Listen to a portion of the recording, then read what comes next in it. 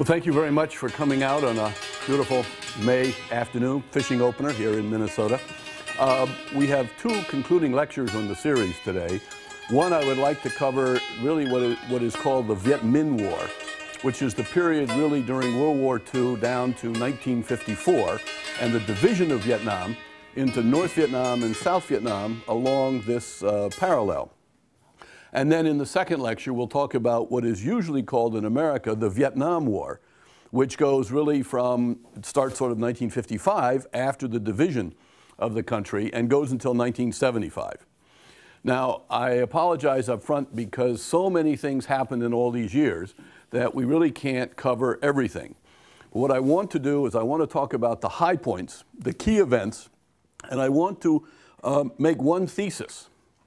And my thesis about the whole issue of communism and the Vietnam Wars is that basically the Vietnamese communists and the French and then the American anti-war movement betrayed the Vietnamese people. The sequence went from the communists to making a deal with the French, which influenced the American anti-war movement, which finally won over the American people, and we abandoned the Vietnamese nationalists. And that's really the story of happened, and that explains why there are Vietnamese refugees in America and why the situation in Vietnam is still one of a dictatorship, of a ruling elite which the people don't like. Now, let me go back to where we left off. And the first part of this lecture on the Vietnamese War is the beginning of World War II. Because something happens in World War II which sets the stage for these wars. Something happens which gives the communists an opportunity to take power. And then what happens is a struggle between the communists and the nationalists. And foreign powers, the French, the Americans, the Chinese, and the Russians, get involved, helping one side or the other. Now, as you remember, in World War II, there were two theaters of operation. There were really two separate wars.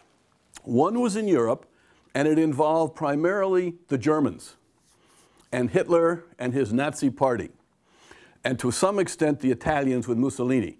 But the Italians were a small part of the European theater. In Europe, the war began and was caused by Hitler's aggressions. He wanted to master Europe. So he attacked first Poland, or he took over Czechoslovakia, and then he attacked Poland, and then he attacked France, and then he attacked Russia, and then the allies of the French, the British, started fighting him, so he started bombing England, and then he declares war in the United States, so the United States then goes to war in Europe. Now, in Asia, there was a different war, which was started by the Japanese, with an attack on Pearl Harbor primarily, but previously, the Japanese had expanded into Manchuria. They had taken over large part in the late 1930s. They'd taken over large parts of China and set up a puppet government, Chinese who were working for them. And they had their eye on Indonesia and the oil and the rubber of Indonesia. And it was Franklin Roosevelt who declared an embargo against the Japanese to punish them for going into Vietnam. They went into Vietnam here as a stepping stone to go down to Indonesia. And, but by the time the Japanese went to Vietnam, there had been a change in the French government in France because of the European War. What had happened was Hitler had conquered France. And the sort of the legitimate French government was defeated. And many of the Frenchmen who didn't like the Nazis ran away, like Charles de Gaulle. And they were in Africa or they were in exile. There was a French government under Marshal Pétain, which moved the capital from Paris to a little town called Vichy. So it's called the Vichy government. And it ruled France as a puppet government. The French administrators running Vietnam followed Vichy. They were loyal, if you will, to the Nazis. Now the Nazis and the Japanese formed an alliance, the Fascist Alliance. So the Japanese said to the French administrators here, in effect, we are your allies. We want to bring our troops into Vietnam. And the French could not say no. So the Japanese begin to bring some troops into Vietnam, but they do not want to administer Vietnam. They do not have enough soldiers to take over Vietnam and run it as a colony. So they leave the French VC administration in place. And then they move their troops from here down to the attack on Malaysia, Singapore, Indonesia. They strike a similar arrangement with Thailand. They support a kind of a fascist military guy, Pibun, in Thailand. And then they go into Burma, and they try to attack India from Burma. So that happens in 1939.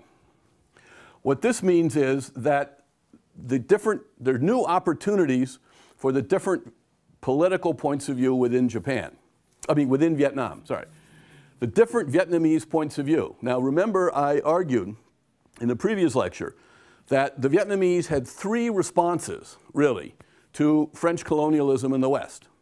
One response was to become very traditional, to just ignore the West and European learning and go back either into Mandarin customs or family customs or the Wahao Buddhist religion or the new Cao Dai religion.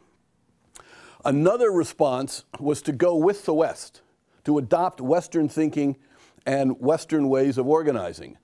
One branch of that became French constitutionalists. Another branch of that was the communist. Because I pointed out communism is a Western theory. And Ho Chi Minh and the leading communists were mostly sons of mandarins from central Vietnam who studied in French schools. Ho Chi Minh learned about Marxist-Leninism in Paris. Marxist-Leninism is a Western approach. It's not Vietnamese. It has no roots in Vietnam at all. And class struggle, which comes in with communism, is a Western concept. It's not a Vietnamese concept. And then the third alternative was sort of the nationalists, who were trying to recover a sense of Vietnamese ethnic identity, Vietnamese nationalism, Vietnamese heroism, Vietnamese values. Things about Phuc Duc, an issue of Huy Tin, a sense of individual fate, and being able to, for every individual, to enjoy a kind of freedom so that their fate could develop as much as it possibly could. And a sense that Vietnam has its own destiny under heaven. So how did these three groups respond? Well, a number of the traditionalists, the Wahao and the Cao Dai, sought Japanese protection. A number of the nationalists, particularly the Dai Viets and others, also sought Japanese protection. A few Vietnamese stayed with the French, but not many. And the communist Vietnamese aligned with the Allies. They aligned with the Americans and, to some odd sense, the Free French and the British and Chiang Kai-shek's Chinese and the Russians, because those were the Allied powers of World War II. And what happened was, now in the late 1930s, as the rivalry between Hitler and Stalin in Europe began to get more and more serious, and Stalin realized that Hitler might betray him, Stalin gave orders through the Communist International that the immediate objective of communist parties was to go into an alliance with the bourgeois middle-class parties. They were to give up class struggle for the workers and the peasants on a temporary basis in order to make an alliance with the middle class, the bourgeoisie, and fight the fascists. So in 1941, there's a meeting of the Vietnamese Communist Party. And the man who was to become Ho Chi Minh shows up, but he's not the Secretary General. Nguyen Van Cơ is the Secretary General, and the senior guy is called Lê Duẩn. And there's the 8th plenum of the party, and they begin to plan the anti-fascist alliance. So that means they're beginning to plan a way of fighting against the Japanese in Vietnam. Whereas the Wahao, the Cao Dai, the Dai Viets, and some of the VNQDD, they are with the Japanese. Now, what is not remembered very much these days, particularly in America, is the Japanese had a strategy and a policy for East Asia. Part of their war aims had a cultural and political dimension. And what they proposed to all the Asian peoples was to set up something called the Greater East Asia Co-Prosperity Sphere. It was going to be a union of all the Asian peoples. And they actually had some meetings. And they supported political leaders in Indonesia, in the Philippines, in China, in Burma, a number of places. And they supported people in Thailand, and they supported Vietnamese. Now, one of the principles that the Japanese proposed behind the Greater East Asia Co-Prosperity Sphere was no whites. No white people in Asia. Asia is for Asian people, not for white people. And there were a lot of Asians who actually responded to that in the Philippines, in Thailand, Vietnam, Indonesia, Burma, elsewhere. The Japanese were so cruel to the Chinese, though, that they never got the Chinese to kind of cooperate with them. But this was the Japanese context. And so you had a number of Vietnamese allied with the Japanese, and this small group of communists allied with the Chinese, the Russians, some of the Free French, the Americans, and the British. Now, nothing much happens for a couple of years. However, in 1941, there's another meeting, and the Chinese convened the Vietnamese communists and some other groups, and they create a group called the Viet Minh. Actually, it's Vietnam Dong Minh Dao Blap Hoi. The Vietnamese Allied Independence League or group or association, Hoi. And then later on, another Chinese general created a rival group of Vietnamese exiles who were affiliated with the VNQDD. And that group was called the Dong Minh Hoi, the Allied Association. So we see the use of this word Dong Minh, which literally means allies. Now, I think that word gives rise to two interpretations or understandings among ordinary Vietnamese. One is it's Dong Minh, it's we Vietnamese allied with each other. And the decision was made by the communists, of course, not to present the Communist Party as the political movement. And I want to argue in a couple of points. It's because they know the Vietnamese don't like communism. Vietnamese will fight for Vietnam. They won't fight for communism. Communism is antithetical to Vietnamese values. But Dong Minh, so it means all us Vietnamese together against the Japanese. Dong Minh also means allies. And who were the allies? If you talk about Dong Minh in those days, that meant the Allied powers. So what this Viet Minh group was saying was, we are the local Vietnamese representatives of the Americans, the British, the Chinese, the Russians, and the Free French. In other words, behind us, we have a lot of foreign power. This is the concept of Tay, of power. And I mentioned how the ruling strategy in Vietnam under the Nguyen dynasty, from which these Viet communist leaders came, basically, from Mandarin families, was the use of power combined with an ideology. So here we see in 1941, the communists creating a power structure behind their backs. Then in 1944, there is a bigger conference, and a new leader emerges. And this guy has a name, Ho Chi Minh. And no one really knows who he is. And it was suggested that by the Chinese patron of this, a General Ching Fa Kuei, that you need a new name. So he takes this name, Ho Chi Minh. He's been in a Chinese jail for a couple of years. And there's lots of complicated negotiations and betrayals. It's very hard to figure out what was actually going on. But he's released and shows up at this conference. He's presented as the leader of the Viet Minh. Now, he tells other people he's been using the name Nguyen Ai Quoc, Nguyen who loves his country. And then starting in 45, he's going to tell all the Vietnamese people, and the Communist Party is, oh, this man, Ho Chi Minh, he used to be Nguyen Ai Quoc. Now, what we said in the previous lecture was Nguyen Ai Quoc was the name, the pen name, associated with a column, in an anti-colonialist French column in a French newspaper. And various individual Vietnamese, Phan Chu Trinh and others, would write the column under the name Nguyen Ai Quoc. And that name, Nguyen Ai Quoc, had a certain resonance with Vietnamese. Oh yeah, those, either somebody or those people, they, in the 1920s, were standing up against the French. So it had good quality. Now, Ho Chi Minh means Ho who shows the way to enlightenment. There's another possibility, the man is dead, so we can't ask him.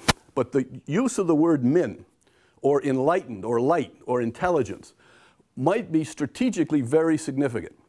Because we talked about before how with the Wahao and with a lot of other groups, there was this hope for, and we even saw this, I think, in the letter from Nguyen Wei, there's this hope for a Minh Chu, a Minh Chua, a Minh Wang, an enlightened emperor. an enlightened Lord, an enlightened master who would come down from heaven and bring peace, happiness, and independence to Vietnam and get rid of all these bad guys in the Trinh, Nguyen, all these other families.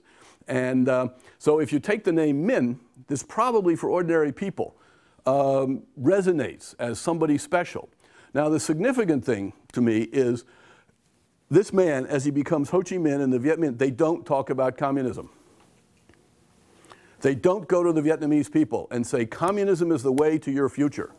What they say is, we want to bring Vietnamese together, I'm an enlightened guy, and I've got the Allies on my side. Now, something very important happens in late 44, early 45. I can't remember the month precisely, but Ho Chi Minh is able to establish contact with the Americans, with the American Secret Service. It's called the OSS, Office of Strategic Services, in Kunming, China. The OSS was the predecessor of the CIA. And Ho Chi Minh, through an intermediary, goes up and meets with some OSS people and meets General Chennault. He asked for me, the famous General Chennault, the American general, the Flying Tigers. He put together the Americans who volunteered to go to China before we were in the war and fly airplanes for Chiang Kai-shek against the Japanese. And one of the things Ho Chi Minh's asked for is he wants a picture of General Chennault, which he gets signed. So he takes us back to his cave, his base in North Vietnam, and in the ensuing months, as people from Hanoi and others come up to check out this guy, who is this Ho Chi Minh? What do they see on his bookshelf here? They see the picture of an American general. What's the political message that this sends to Vietnamese? It's, I've got Tay, I've got Claire Chennault on my side, and you don't. So I'm the guy with power. Whether you like me or not, you got to listen to me. And the deal he proposes, the deal Ho Chi Minh and the Viet Minh propose, because actually the Viet Minh, they've got a couple of forces up along here. They basically are inconsequential. They have maybe a couple of battalions of soldiers under General Giap, and they've recruited some hill tribe people under Chu Van Tung. But at this point, the war is getting closer, and the Americans are starting to bomb the Japanese in Indochina. And American pilots, every once in a while, are getting shot down. Ho Chi Minh proposes to the OSS that his Viet Minh will go find the American pilots, if they're shot down, rescue them, and bring them out to China. And the OSS says, good deal, thank you. In return, he wants some advisors and some weapons. So the OSS gives him 5,000 rifles, which allows him to organize the first Viet Minh military unit. And the DEER team, some American advisors go in to start training his Viet Minh in how to use the rifles and small unit tactics. But basically, not much has happened. The French want to arrest the leader of the Wahao, Win Fu Shou, but he's protected by the Japanese. Now, in March 1945, the next great step happens.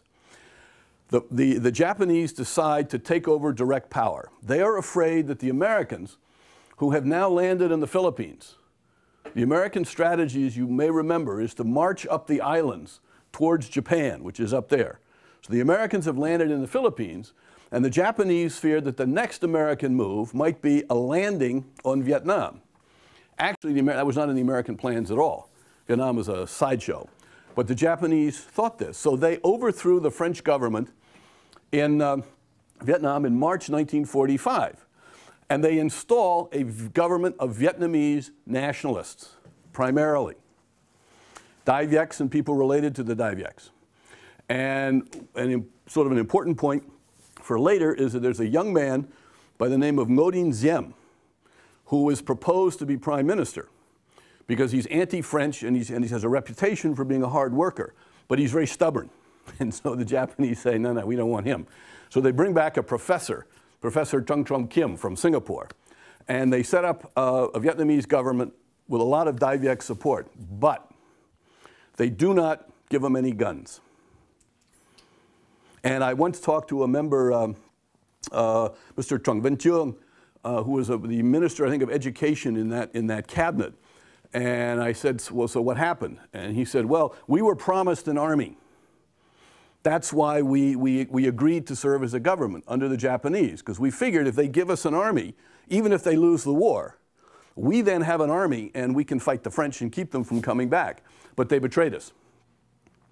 They never gave, we had a government in name only, but we never had guns, we never had an army. So they start doing things. There's also, because of, there's an argument about this. The communists say because of rich landlords. The facts seem to indicate bad Japanese planning and bad weather.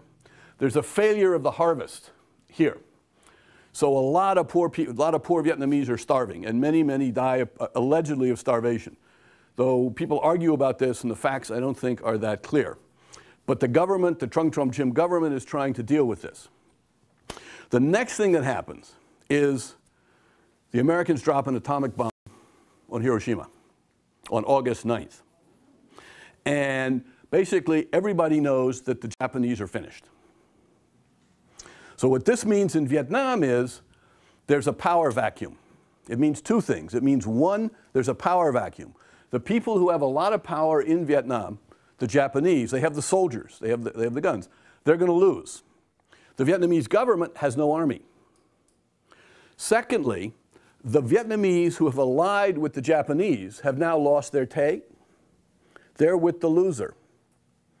So the Wahao, the Cao Dai, the Dai Viet, and others, there are various kinds of Dai Viets, they now, in terms of Vietnamese politics, they don't have a lot of prestige. They've lost their Tay, and the Allies are going to come in. The Allies are not going to give them power. The Allies are not going to help those guys. So there is a meeting of the communist leadership right after August 9th. And a decision is made to go for a coup d'etat, an urban coup d'etat, a putsch.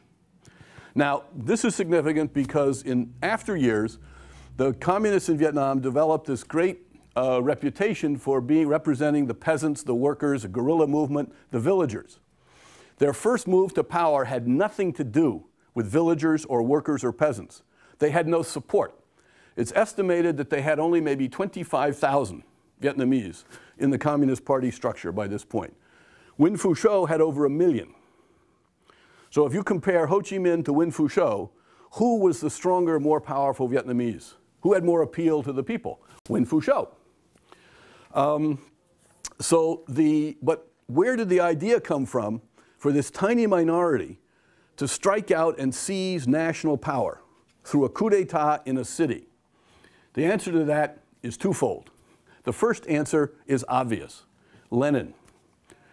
The Lenin-Stalinist model was to seize power in the city. That's what Lenin did in 1917 in St. Petersburg.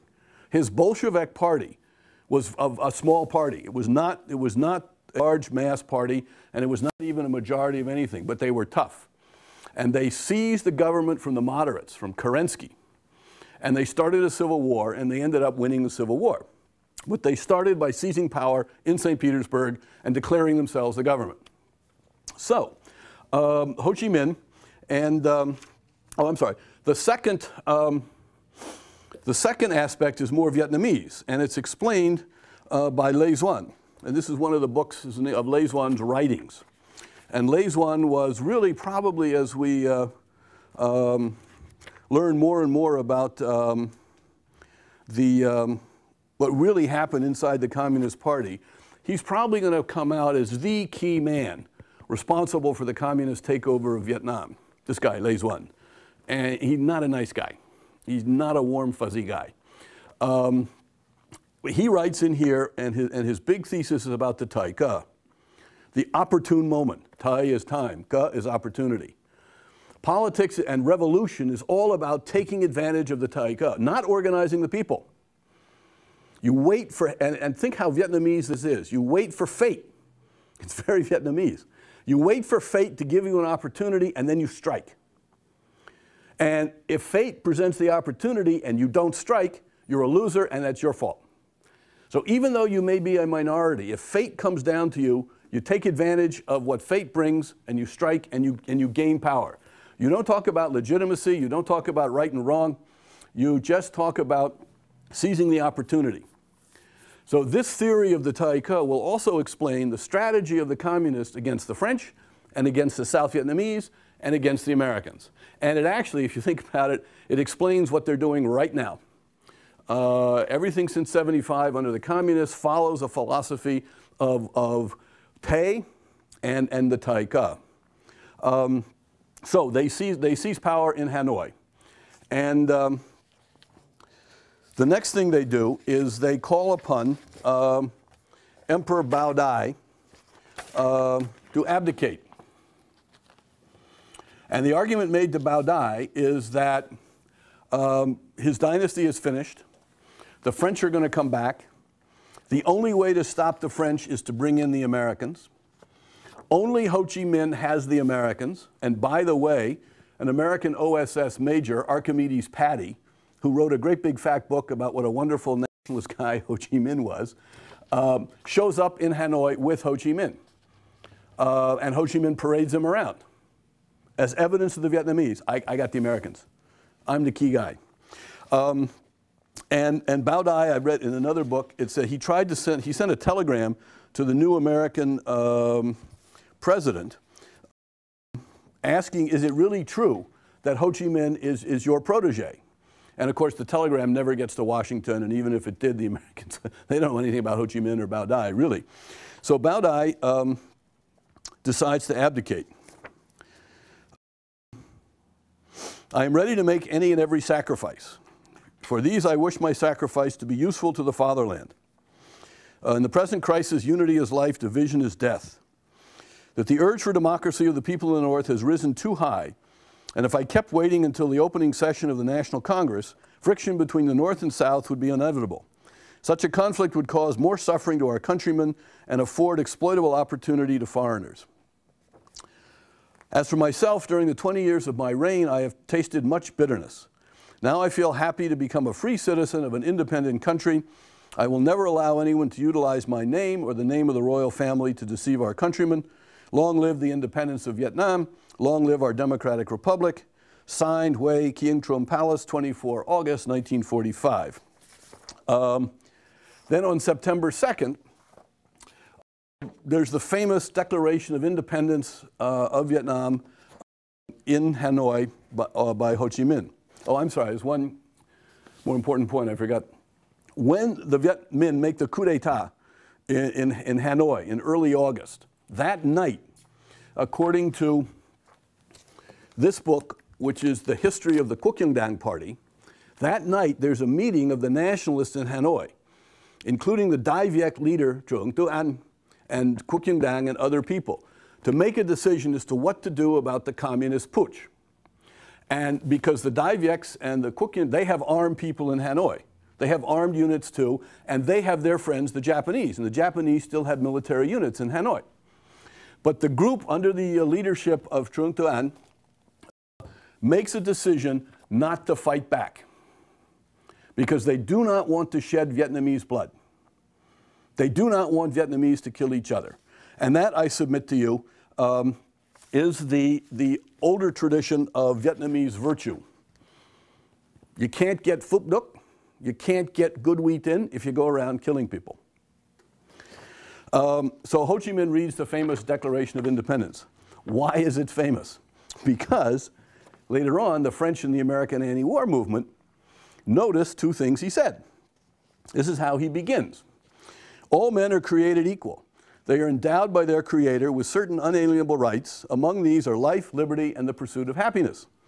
This immortal statement was made in the Declaration of Independence of the United States of America in 1776.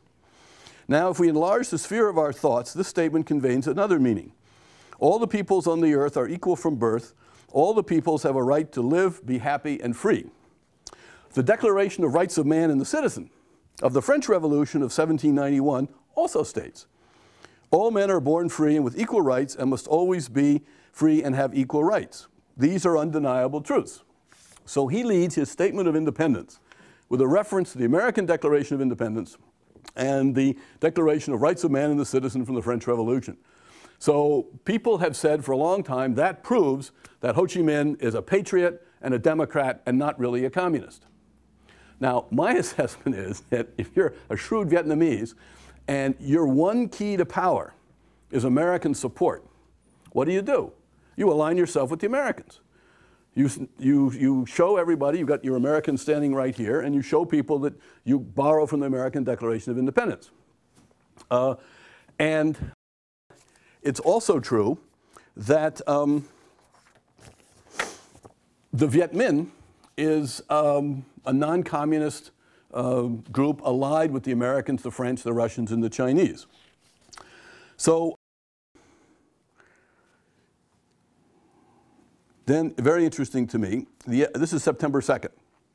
Okay, on September 5th, 5 days later, and this is from the official government registry of Ho Chi Minh's government, the Vietnam Young Quoc Công Báo, the Vietnamese People's Republic official newspaper.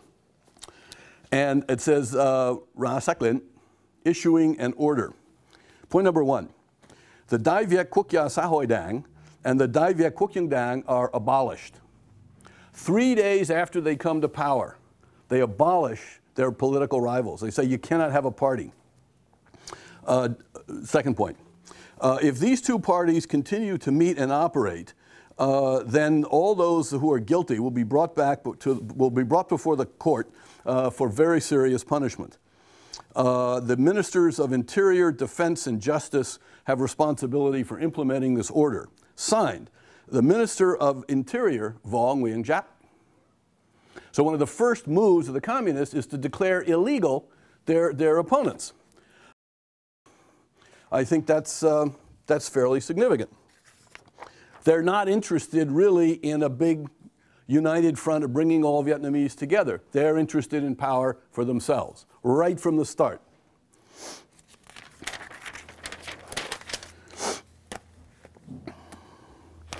On the importance of the American support, I heard a story from a much older Vietnamese man in Hue.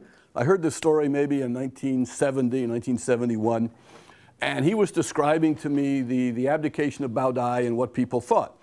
And it turned out that one day, an American plane landed at the airport in Hue, and on this plane, as I don't know if you know it, there's on the side of planes, if generals fly in trucks or fly in planes or drive jeeps, there's the flag of a general, which is put there. And then a general's flag in the U.S. Army is a red flag with gold stars. 1 star for a 1-star general, 2 for 1 star for a brigadier general, 2 for a major general, 3 for lieutenant general, 4 for a general. And we had a Brigadier General Gallagher in Vietnam at the time to supervise taking guns away from the Japanese. And so the story of this Vietnamese guy is this American plane lands, and on the side of it is a red flag with a gold star. That's the Viet Minh flag. So the Viet Minh in Hue said, see, the Americans are flying our flag. They are our friends. And all the other Vietnamese in Hue kind of believe, what are you going to do? You got an American plane, you don't speak any English, they don't speak any Vietnamese. American plane lands, it's got a flag on it, red flag, gold star. Sounds pretty persuasive. Now, at this point, right at that time, a Frenchman, Jean Saint-Denis, arrives in Hanoi. And this man, Jean Saint-Denis, I want to talk about because he is, I think, the great betrayer of Vietnam.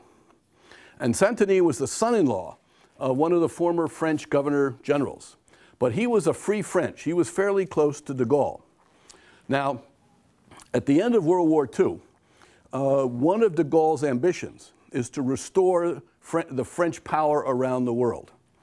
And in the French mind, Indochina was a great jewel in their colonial empire.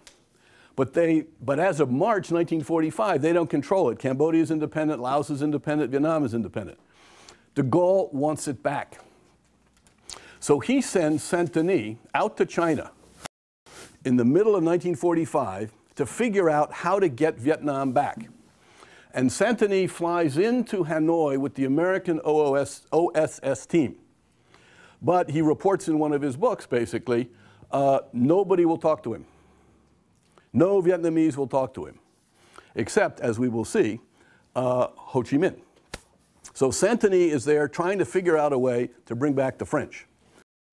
The Allies in World War II have other plans. There are still many Japanese troops in Vietnam. So it's decided by the Allies, I think at Yalta, that Chinese forces of Chiang Kai-shek will come down to North Vietnam, collect all the Japanese, take their guns away, put them together and send them back to Japan. And British forces will come down to South Vietnam and do the same thing here. So starting in September 1945, Chinese troops are coming in here, British troops are coming back here. Now, again, quite revealing, Ho Chi Minh organizes Gold Week, Dong Lei Vang. And he says to all the people, particularly the women of North Vietnam, give your gold to the cause, to the country. We need money to buy weapons. And most of the Vietnamese who are patriotic, they do this. My mother-in-law turned over apparently a whole bunch of gold. So Ho Chi Minh and the communists take all this gold, and Chiang Kai-shek's general, who's flying in, is General Lu Hang. And guess who gets most of the gold? Chinese General Lu Hang. And there's another story that as he's coming down from the plane at the airport, Ho Chi Minh goes out and gives him a gold opium pipe as a symbol of friendship. Lu Hang thereupon patronizes Ho Chi Minh and the Viet. So now Ho Chi Minh has switched from the Americans to the Chinese, as the Chinese now have the power in North Vietnam. In North Vietnam, in the fall of '45, the Communist Party and the Viet Minh start organizing, and there are several military training camps out here of the nationalists, the Dai Viet and the Vien Cu Di. And so the Viet Minh and Ho Chi Minh start to attack these camps. They fail. They cannot defeat the nationalist troops.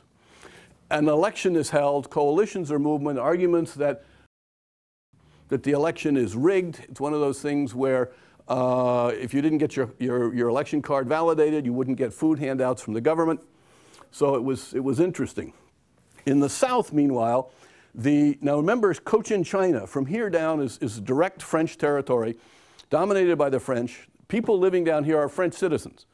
There are many rich Vietnamese landlord families who basically are close to the French, have no interest at all in the Viet Minh or the communists. They then persuade the British general to round up all the Japanese and give guns back to the French. So the French now start to have their own police control here, and fighting starts between the French and various Viet Minh and other Vietnamese nationalists down in this area here. We now get to early 1946. This is where Saint-Denis begins to play an important role. In early 1946, the Frenchman who's the commander here, who's very conservative, D'Argent Leu, doesn't quite know what to do. So he goes back to Paris to get instructions from de Gaulle and the French government. What's the plan? What are we going to do? Now, in the interim, de Gaulle has sent out to Saigon his #1 general, Leclerc. Leclerc was the great hero of the Free French forces. He led the march on Paris. He liberated Paris from the Germans, and de Gaulle sent him out here to retake Indochina for France. So he has Leclerc, his military man. He's got Saint-Denis, his political guy. But there's a problem. There are no French troops. De Gaulle is desperately arguing mostly with the Americans for ships. He needs to send French soldiers from France to Indochina, but the French have no navy. The Americans have all the ships. And he's demanding that the Americans give him ships to move the French soldiers back to Vietnam, and the Americans refuse. Not for any policy reasons in Vietnam, but because they have to get some 14 million or whatever it was, I don't know how many, millions and millions of American soldiers back home. Because the war was over in September. It's now January, and the American people are demanding, we want the boys home. So if you can imagine, you've got these, literally hundreds of thousands of Americans all over the place, and you got to get them on ships, you got to get them back, you got to get the tanks back. It was a tremendously draining logistics operation, and we had no time to loan ships to de Gaulle. So Leclerc has got a problem. How does he reconquer Indochina if he's got no troops? A proposal is made by a number of people, primarily by Santini, that we cut a deal with Ho Chi Minh. We cut a deal with the communists. None of the other Vietnamese want us back. Bao Dai doesn't want us back. Nobody else wants us back. Cao Dai don't want us back. The Wahao don't want us. The nationalists hate us. Who is our ally? Now, there was a rival point of view. The rival point of view was to use the same strategy that the French had adopted in the 1890s and 1900, which is an alliance with the Catholics, the landlords, and mandarins. And the conservative French colonialists here argued that let's go back to the old way. Let's just make a deal with those Vietnamese who have an economic interest or a religious interest in helping France, and we'll rule Vietnam with them. Another theory was argued on behalf of Santini by a man by the name of Paul Meuse. Paul Meuse was a French scholar who was supposed to be one of the great scholars of Chinese Confucianism and Vietnam. And he argued, no, we cannot go to the old way. There has been a revolution in Vietnamese and Chinese. It's Cat Mang. There has been a change in the mandate of heaven. What had happened to Meuse is that he had been here when the Japanese took over from the French, and he'd fled up into China. And Vietnamese had helped him get up into China, but he saw a complete reversal and change in their attitude towards the French. From an attitude of colonial submission, they were no longer submissive. They didn't kill him, they were perfectly friendly, they were decent to him, but they did not have any respect for the French or French education. Vietnam was back. So he had this sense that sort of, if you will, heaven and earth had inverted themselves. And if the French were going to maintain power in Vietnam, they needed a new strategy. Point number two. Vietnamese, according to Meuse, this goes back, were fundamentally Confucian. The huge French mistake about the Vietnamese, which goes back to the 19th century. Vietnamese are primarily Confucian Chinese. They operate in terms of an ideology, a logical, structured ideology.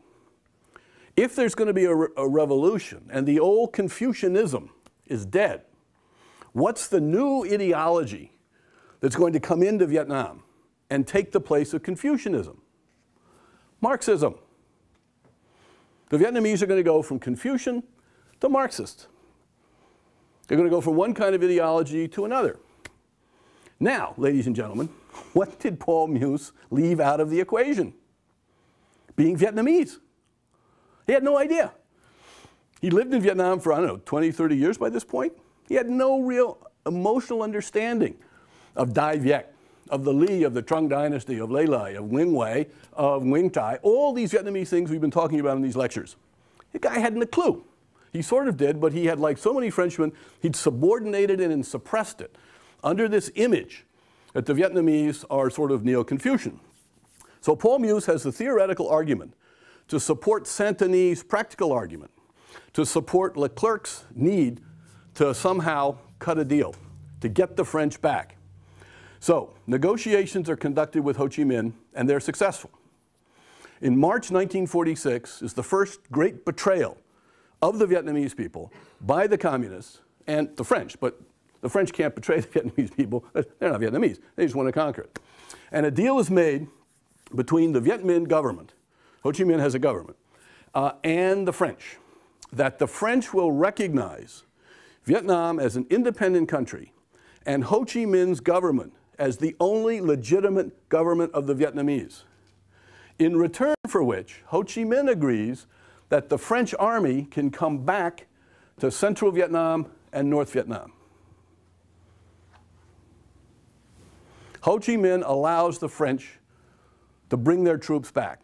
They cannot fight him. They used politics and diplomacy, and they cut a deal. They say to Ho Chi Minh, we recognize you as the great Vietnamese leader, as the George Washington of Vietnam, and you, in return, allow us, little deal, we get to bring our troops back, and other issues we'll talk about in the future. The details we will talk about in the future. So this is the famous March Accord. Now, why would Ho Chi Minh do this if he's really a nationalist? Well, there is another precedent, ladies and gentlemen, going back to Lenin. There was the Brest-Litovsk treaty. Lenin, by the way, was sent back into Russia in early 1917, I think, by the German Kaiser, by the Germans, to take the Russians out of the war. By this point, the Kaiser, the Germans in World War I, realized that if they had to fight the Russians on one side and the French and the British and the Americans on the other side, they can't win. What they needed to do was stop the war with the Russians, bring all their troops from here over to the Western Front and hold off the French, the Americans, and the British. But they had to get the Russians out of the war. How to do that? Well, Lenin promised. Lenin's communist Bolsheviks were arguing for peace. He was arguing that the war was an imperialist evil, and if he came to power, there would be peace. He'd just get out. So they send him back. He does take power, and he keeps his word. And in the Treaty of Brest-Litovsk, he takes Russia out of the war, and he concedes to the Germans huge amounts of former Russian land in Poland and elsewhere. So it is argued that maybe he lets the Russian people down, but he gets the Communist Party in power and recognized. So Ho and his communists do the same thing with the French in March of 1946. A story I was told later by Professor Wee was that a few months later, French troops are marching from Haiphong up into Hanoi. And Ho Chi Minh and Giap are standing in a second-story window looking down in the streets. Oh, by the way, in order to make sure that the Vietnamese would go out on the street to welcome the French, the government put out the fact that that day was Ho Chi Minh's birthday. So Ho Chi Minh's birthday is supposed to be May 19th, I think. So all the people were told to go out on the street to celebrate Ho Chi Minh's birthday, and the French come walking down and they say, wow, all these people are out here to welcome us.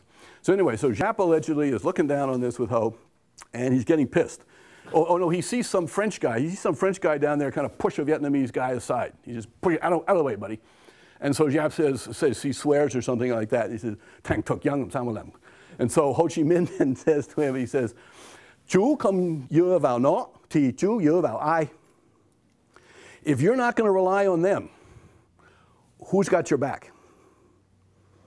You know, if we don't have the French on our side, who we got? So this has come down in sort of the folklore. But it gets to this analysis that Ho Chi Minh was using the concept of Tay. We're going to use these guys. So the French come back, Central and North Vietnam. What happens next? What happens next is the murders. The murders begin. The communists and the French team up, and they start killing Vietnamese nationalists. And this begins years and years and years of bloodshed. And for example, one of the, I mentioned some of this before, is Trung Tu An, the founder of the Dai Viet Party. This is a biography of Bui Diem, who was South Vietnam's ambassador in Washington for many years. In here he talks about the day when Trung Tu An, Bui Diem was a Dai Viet, a northern Dai Viet. He talks about the day when Trung Tu An disappears. This book, the Quốc Kinh Đảng, this is a history of the Quốc Kinh Đảng Party. I forget how many pages, but roughly, yeah, all these pages right there are about all the VNQDD people who were murdered by the communists. And they go through it village by village, district by district, listing by name all these VNQDD guys who were killed by the communists. This is a more recent autobiography from Pham Van Lieu. Pham Van Lieu was a young Dai Viet VNQDD officer in one of their military training camps up here, and he talks about the murders, he talks about the attacks, how they ultimately had to flee to China. Lieu comes, he's the founder of the South Vietnamese Marines, Tuy Công Lục Chiến, quite an interesting guy. So Ho Chi Minh and his government start negotiating with the French on the one hand, at Dalat, and then later at Fontainebleau in Paris, while Giap and the other people and the French are eliminating the nationalists. Ngo Dinh Coi, the older brother of Ngo Dinh Diem, a non-political Catholic, is murdered. In Da Nang, I was visiting Da Nang once, and there was a Cao Dai temple there, and I said, I didn't know the Cao Dai are down here, but they had a pretty big temple up there. So I went in there, and there's this whole wall filled with pictures of older men in white, whole wall, floor to ceiling. I sort of said, oh, who are those? He said, well, those are all the Lixi. Those are all the martyrs. So 3,000 Cao Dai were murdered by the communists in Da Nang in 1946. So at the end, in the fall of 1946, oh, I'm sorry, one more thing. This is I think, absolutely key to understanding what Ho Chi Minh and his party were doing. They also murdered all the Trotskyites. This is a minor point in history, but it's terribly significant. They murdered Da Tu Tao. The Trotskyites, as some people may know, were sort of left-wing anti-Stalinists. They were left-wing communists who followed Trotsky. Trotsky had had a big falling out with Stalin, and Stalin had him murdered in Mexico. The Vietnamese had one of the largest Trotskyite parties in the world. There were a lot of Trots here in the US, but the Vietnamese had a lot of Trotskyites. Most of them were murdered in 1946. They were fellow communists, but they were not Stalinists. They were not part of the organization of the Indochinese Communist Party, as it was called then. And so this party in early 46 is taking advantage of opportunities to win control. Now, I have had sort of a difficult time over the years just trying to understand how a group of people could be so bloodthirsty. But there was a previous example, actually, that was brought to my mind a couple of years ago, which we talked about briefly. When the Trung dynasty took over from the Li dynasty, the powerful man behind the Trung Tudou, remember I mentioned this in a previous lecture, he had all the men, all the senior men in the Li clan murdered. So there would be no Li rival to the Trung emperor. And if we make the assumption that a Dang, a political party in Vietnam, is a new form of an old clan, then this is just one clan, the Communist clan, getting rid of the other clans so that it has an unequaled opportunity to control. Ho Chi Minh and the French negotiate in Fontainebleau. De Gaulle is losing power in France over as 1946 is moving forward. The very conservative French Catholics and planters and business people here are gaining power. They basically sabotage the negotiations. The negotiations break down over the independence of Vietnam. Ho Chi Minh comes back in the fall of 46, and to be simplistic, two things happen. One, Ho Chi Minh suddenly stands up before the Vietnamese people and says, "Oh my God, the French are coming back. They want to conquer Vietnam again. Rally to me and we will fight the French." He having helped bring the French back. And then at the same time, the French show up and they say to the Vietnamese Catholics, landlords, conservatives, nationalists, anybody, say, "Oh my God, the Viet Minh, Ho Chi Minh, they're really communists. They're bringing class war to Vietnam. Rally to the French and we will help you protect your money, your property, and your lands." And Vietnam goes to war. Between the Viet Minh on one side against the French, and the French trying to organize some sort of way that they can hold on to power. And a new force comes up at this point called the Third Force. The Third Force is in the middle. And these are Vietnamese who say, we don't like either of this. Is there another alternative? If we go with the Viet Minh, we get ruled by the communists. If we go with the French, we sell out Vietnam. Now, most of the leaders who have been murdered by Ho Chi Minh and the French were leaders of the Third Force. So they have no leaders anymore. And remember what we said from time immemorial, Vietnamese organize around individuals. You can only mobilize Vietnamese if the right kind of individual. You have Duc, you have Tay, you have Huy Tin, there's something about you.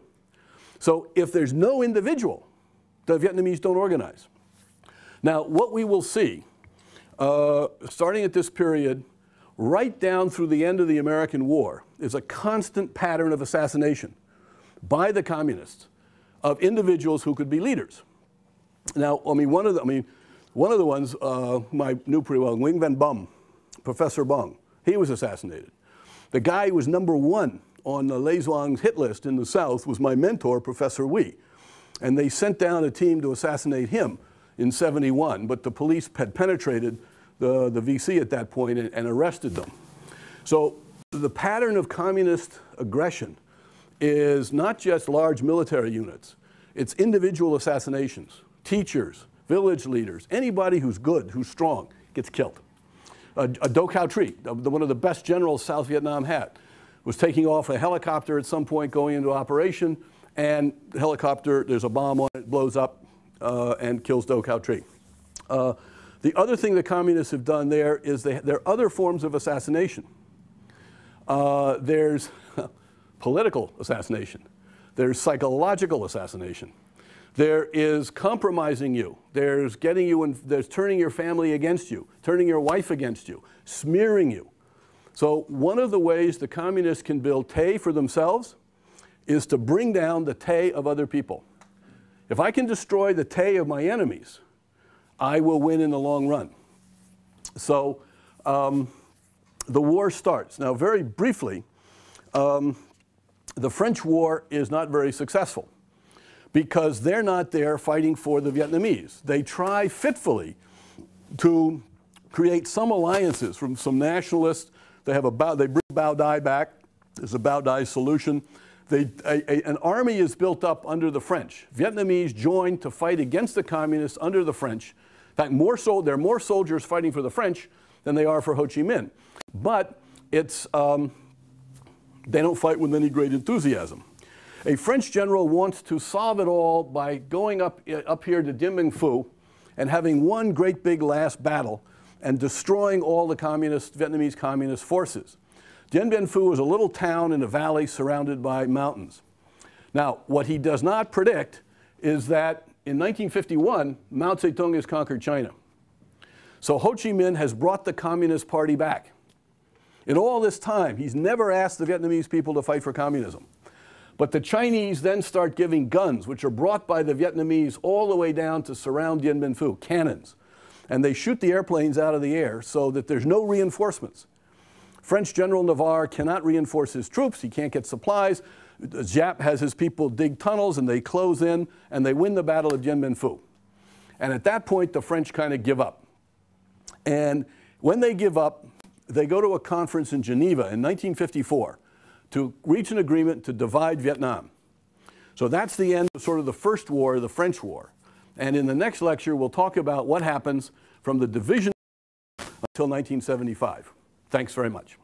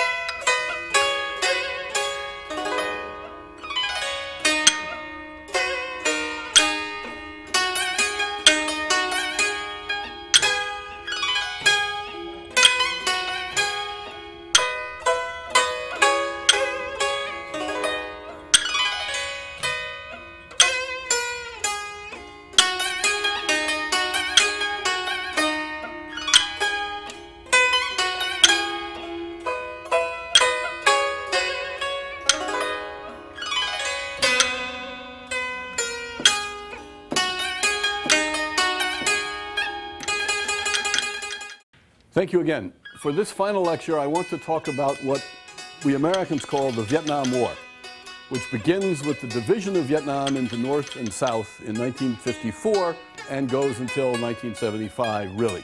And then, but there's the refugee story after 75, which brings so many Vietnamese in various stages to America to become Americans.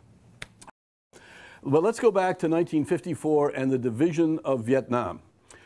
The French War, the Viet Minh War, had actually ended it up kind of as a stalemate between the two forces, Ho Chi Minh's government of Vietnam and the French Union forces. The French had lost a big battle here, but more importantly, because of that, back in France, they lost the political will to carry on. They wanted a deal. Ho Chi Minh could not conquer, Viet Minh could not conquer the populated areas.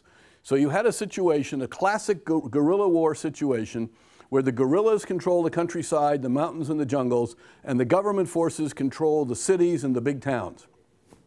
The philosophy that the Viet Minh had developed, the military philosophy, had been developed by General Giap, was called a people's war strategy.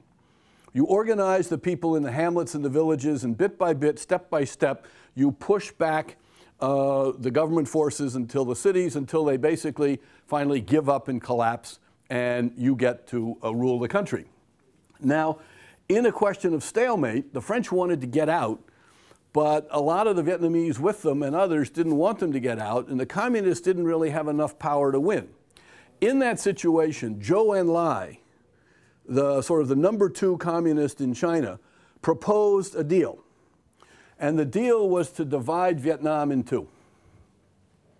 The communists would get full control of the north, the French would get full control of the south, and people could go back and forth.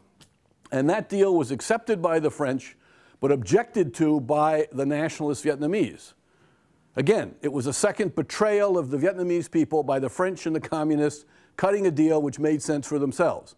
So Ho Chi Minh gets unconditional control of the north, and they can take over the south later, and the French get control of here, and there was a theory, I've heard, that the French wanted a couple of years to take their investments out and move them over to Algeria.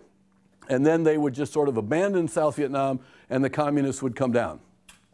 In the Geneva Agreement of 1954, there were two parts to this. One was an armistice agreement between the French Union forces and Ho Chi Minh's government, in which both sides promised that they would not use their zone to attack the other zone. Separately, there was called the Geneva Declaration, which was a declaration of ideas which no nation signed. And in this declaration, it suggested that there would be elections in 2 years, 1956, on the unification of the two Vietnams. That becomes very important in the argument about the war. But the new South Vietnamese government, there's a new prime minister in South Vietnam, Ngo Dinh Diem, who's brought in by the Emperor Bao Dai. And Diem was this young man who was suggested to be prime minister in 1945, but the Japanese didn't pick him. He's been in exile for many years. He's a devout Catholic. He's a very rigorous man. He never marries. He spent years with the Maryknoll nuns, I think in New Jersey. But he's maintained a reputation among Vietnamese for he's got some duc. Whether he has wheat tin or not, unclear. But he's got some duc. So he comes back as the prime minister in 1954. Now the Americans, too, refused to accept the so-called Geneva Accords. They said, we are not bound by this promise to have elections in 1956.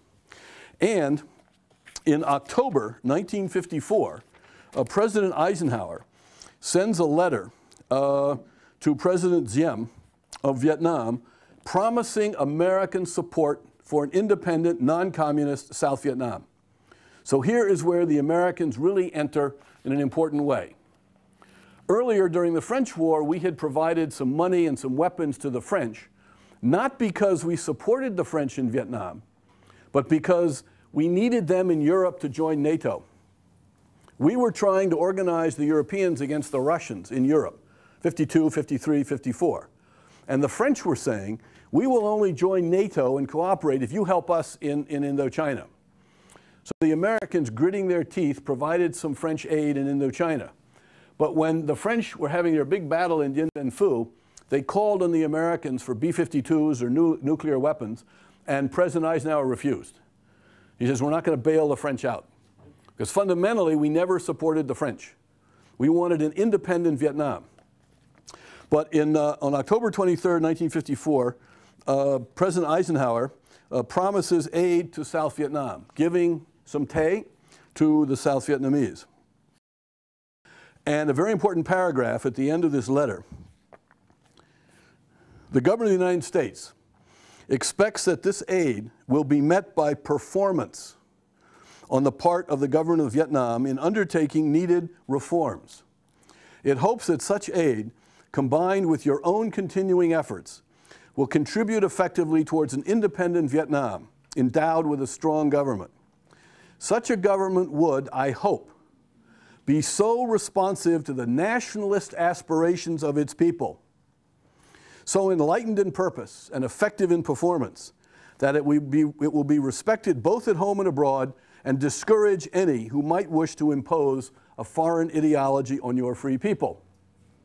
So what is the American strategy for South Vietnam in 1954? It's very simple. Nationalism. The Americans understand nationalism, this ancient tradition of the Vietnamese. We want to partner with Vietnamese nationalists. Not with colonialists, not with Confucians, but with the people. That's what our understanding is. And we knew about Vietnamese nationalism. We had American officials who understood it, who learned something about Vietnamese history. And by the way, the person who wrote this letter for President Eisenhower was my father. This is his language. Dad wrote these sentences. And Dad knew about Vietnamese nationalism, particularly from some Vietnamese he met in Geneva, Mr. Trung Van Do, who was the foreign minister under Diem, and Dad had met a number. Dad had also been in China in 37 and 38, and he'd been working in our government, State Department, Defense Department ever since. But the American objective was to give support to the third force, the nationalists, the Vietnamese people. Now, there's a commentary on this, and I'm sorry, I didn't bring the book. I didn't think about it until just now, which partially sets up the later anti-war movement. It's a book written by a British man. It's called The Quiet American. There's some movies about this you can see. And it's an attack on this American policy of supporting Diem and supporting the Vietnamese people by a British colonialist, Graham Greene. And his position is that Vietnamese only have two choices, the communists or the French. There is no nationalism, and the book gives a story about the so-called third force and the Cao Dai general, Trinh Minh Tay, and it makes the third force and the Cao Dai and Trinh Minh Tay look like either they're rascals or they're incompetent, they have no hope. And the protagonist is Howard Pyle, I think, a young American CIA agent and Harvard graduate. And Pyle is kind of a combination of Ed Lansdale, who was in Vietnam as the CIA guy, and my dad, who was the Harvard graduate. But Graham Greene's prediction that the Americans would fail turned out, sadly, to be true, maybe. Because we, the American people, never really understood the Vietnamese. And the Vietnamese were ultimately left with a choice between the communists and the French. And between those choices, the communists could win. So what happens after 1955? Well, from 54 to 55, Diem is prime minister, but he's very weak. And there's lots of political maneuverings. First of all, the French don't like him at all, because he doesn't like the French. There's one recorded conversation where he meets the French, the representative of the French government for the first time, and the Frenchman says, "Oh, Mr. President, it's so nice. We have so much in common." And Diem says, "What do we have in common?" And the French senior official says, "Well, we're both Catholic." And Diem says, "Oh, I always considered myself a Spanish Catholic." The French control the Binh Duong, a corrupt sort of mafia group in Saigon that runs drugs and prostitutes and gambling dens and stuff like that. They're messing around. They have bribed some of the forces from the Wahao and the Cao Dai, and they're trying to challenge Diem. Diem's trying to put together an army. There are 1 million refugees who've come down from North Vietnam, mostly Catholic, 80% Catholic. They're trying to be resettled. They got to resettle them. He's trying to put together a government. He's got lots of stress and strain. And originally, he has an alliance.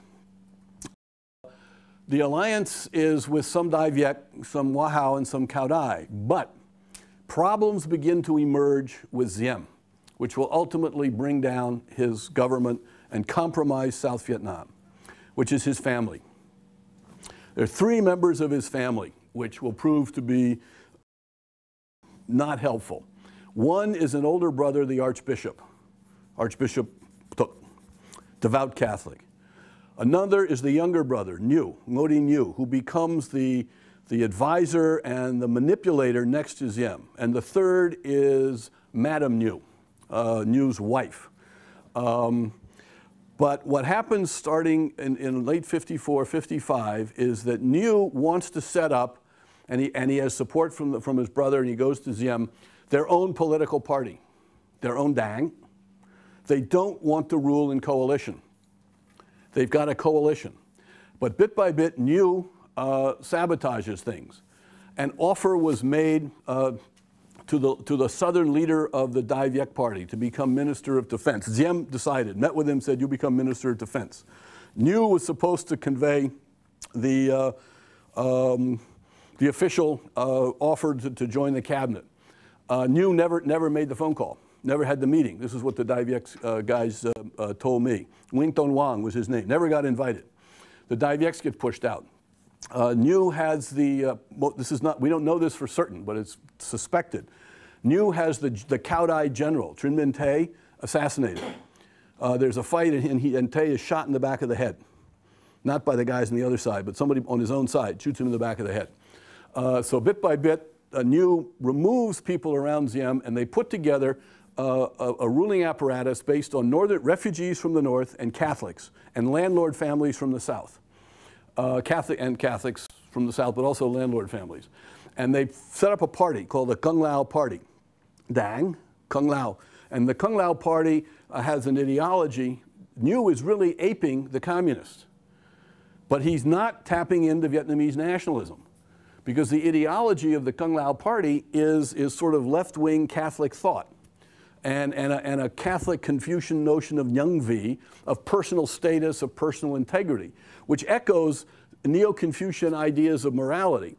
In other words, Diem, whose family also was a Nguyen Dynasty Mandarin family from here, tries to replicate the Nguyen Dynasty strategy for rule, which is a combination of Tay and a combination of ideology. But the ideology is sort of ersatz. Nobody believes in it. It's just sort of made up. And his Tay is the police, the army, and the Americans. But he's fairly successful. By '59, he has established a government. He's pushed back against the communists. The refugees have been resettled. There's a land reform program, which is beginning to take away some of the land from the great landlords' families. The great landlord families are all down here. They have huge estates. And bit by bit, Diem is trying to take them away. He's organizing things. He has a government that works. He's building up an army. He has American aid. And we get to 1959. A couple of things happened in 1959. But first, I want to go back up to North Vietnam and talk a little bit about Ho Chi Minh.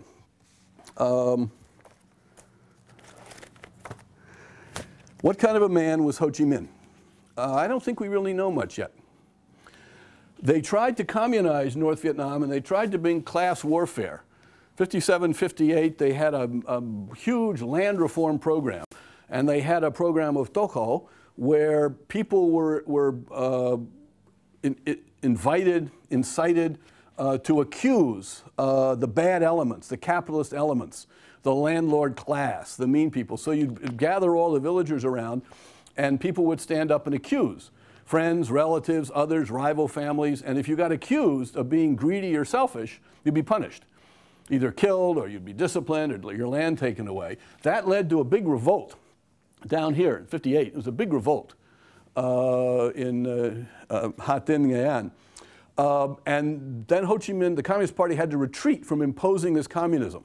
And they blamed a guy by the name of Trung Chin, and Ho Chi Minh steps up. But what I think is very significant, we'll learn more of this later, is that apparently, about 1958, Ho Chi Minh had a wife, and she had a son with Ho Chi Minh.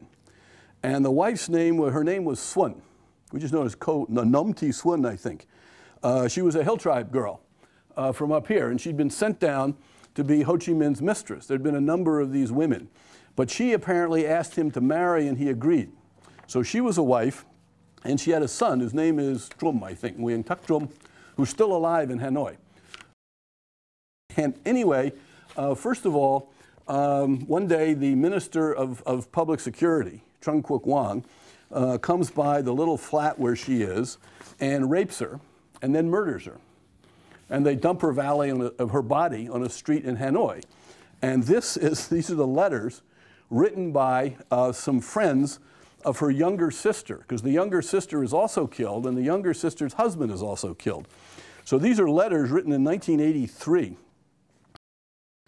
to Nguyen Hu Ta, Chủ tịch Quốc hội, the head of the National Assembly of Vietnam, on behalf of the family of Nguyen Thi Vang, who is the younger sister of Co Xuân. So what kind of a national leader are you when your Minister of Security will rape your wife and kill her? So something's going on. Now, at this point, I want to have a transition, another transition to the American anti-war movement, because there's this image of Ho Chi Minh that by the late 50s has become prominent abroad, that he is a great leader of Vietnam. He's the George Washington of Vietnam, and he's not a communist, that he's a nationalist. And that thinking goes back to these two books. This cover is gone, particularly this book by Jean Saint-Denis. Saint-Denis was the French guy who cut the deal with Ho Chi Minh in '46, and he spent the rest of his life defending that deal. And the premise for that deal was that Ho Chi Minh was a nationalist who could work with the French, and that he was the great leader of Vietnam. So this is the history of a lost peace. In this book, written in the early 50s, Saint-Denis says, we French could have won if we'd followed my advice and done a deal with Ho Chi Minh. Because you didn't follow my advice and you started fighting Ho Chi Minh, you lost, and it's all your fault. It's not my fault. I was right. And then there was this book by Paul Meus, Vietnam, Sociologie d'une guerre, Vietnam, Sociology of a War. And this is where Paul Meus comes up with his thesis that, this is 1952, the first edition, 1952. And it's dedicated to friendship, à la amitié.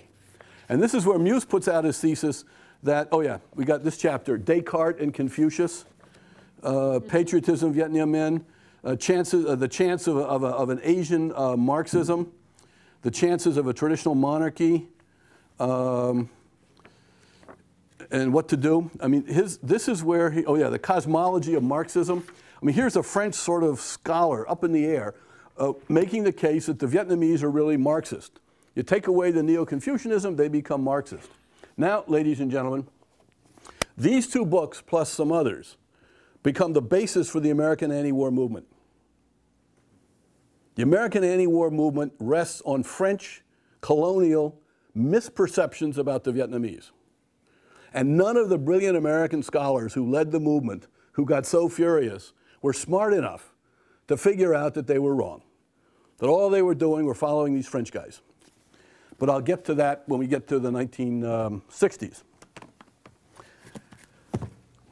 1959, I said two things happen.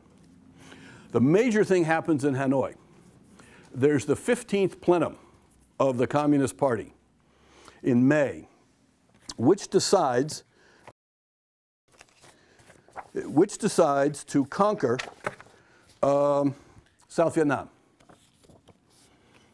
And remember, the North has signed an agreement never to use the North to attack the South. Diem has set up an independent government here, which is solid.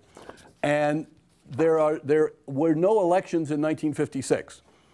That was used by the anti-war movement, saying the North got cheated. There were supposed to be elections. But nobody really agreed to the elections, and I argue there was no commitment to hold the elections. But in 1959, the Party Central Committee holds its 15th plenum, May. The plenum reviewed the situation in our country since the signing of the Geneva Agreements and set forth the revolutionary lines of the nation as a whole and for the South. In order to attain the basic path of development of revolution in the South is to use violence. Hanoi decides to go to war against South Vietnam in May 1959. Hanoi is not provoked. There is no legitimate reason to go to war against South Vietnam. They just want to conquer it. And according to the specific situation and the present requirements of the revolution, the line of using violence is using the strength of the masses and relying principally on the political forces of the masses. In other words, people's war. They're going to fight a people's war in the South. And then they form Group 559. Group 559 is the military group which sets up the Ho Chi Minh Trail. They set up Group 559 to bring supplies to support the effort in the war in the South. And then they set up, where is it? I think in September, they set up Group 959, which is to take over Laos. So the Vietnamese communists decided to go in to bring the war into Laos. And then they there was a third group, which was the group to bring supplies by sea into South Vietnam. Now, this is very important because it gets to the great argument over the American war, which is what was the origin of the war? The American government argued aggression. The American government and the South Vietnamese argued aggression, illegal war brought by Hanoi against the South. Hanoi, the NLF, and the anti-war movement argued there was no aggression. It was a spontaneous revolt of peasants in South Vietnam against the repressive Ngo Dinh Diem regime supported by the Americans. It was the people, the poor, oppressed people of South Vietnam against the Catholics, the landlords, corrupt generals, and a bossy family with Ngo Dinh Diem. And therefore, if it's aggression under international law, we Americans can go help South Vietnam. If it's an internal rebellion, we have no business in South Vietnam. That was the argument all during the Vietnam War. The American government had one position. It was aggression. Now, I mentioned there was a second thing in 1959, which makes things more complicated. That the Diem government, at the urging of his sister-in-law, Madame Nhu, passed what was known as the family law, which was to outlaw divorce. No divorce in Vietnam based on Catholic religious teachings. Now, the story I heard, and I met one of the guys, Mr. Zhao, in Paris, is that Madame Nhu had a younger sister, and she was married to a Mr. Nguyen Van Zhao. But she was having an affair with, I think, the Italian naval attaché. Okay? So her husband, Mr. Zhao, was going to divorce her. Right? So you're my wife, you're having an affair with some other guy, you know, I'm out of this marriage. This would have been an embarrassment to the Ngo family. So the sister, Madame Nhu, gets the president to pass a law that there can be no divorce to protect her sister's reputation. And since the government controlled the national parliament, they did that. It was a silly little law, but it was a trigger for the symbolism that the Ngo family was ruling Vietnam not to help the people, but just for its own reasons. That its Kung Lao party, the Ngo family, they were a little kind of elite power structure, and they didn't care about the people. And they had alienated the Dai Viets, the VNQDD, the Wahao, the Cao Dai, and they were going to alienate the Buddhists. And if you alienate a whole bunch of people, and you got the communists coming in to attack you, you're going to be in trouble. So what happens? After the 15th plenum, the war starts growing in South Vietnam. And various incidents in Binh Tre, there's an uprising in Binh Tre. There are various other things start to happen. There's some fighting starts up in here. In September 1960, there is the third Congress of the Vietnamese Communist Party. And the third Congress approves the decision of the 15th plenum the year before, that the new strategy is to conquer South Vietnam by force. And the third Congress calls for a liberation movement. In December 1960, the NLF, the National Liberation Front for South Vietnam, is formed in the jungles of Tay Ninh up here in December 1960.